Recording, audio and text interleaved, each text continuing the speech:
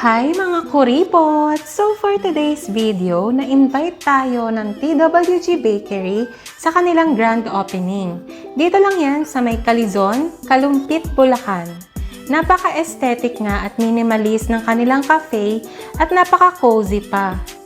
Marami silang ino-offer na pastries dito kagaya ng donuts, ube cheese pandesal, meron din silang stuffed bread, merong cinnamon bun, meron din silang coffee and latte. Meron silang cookies at iba't ibang uri ng cheesecakes. Tapos dito naman sa kabilang side ay may binebenta rin sila na crinkles at iba't ibang flavor ng banana cakes.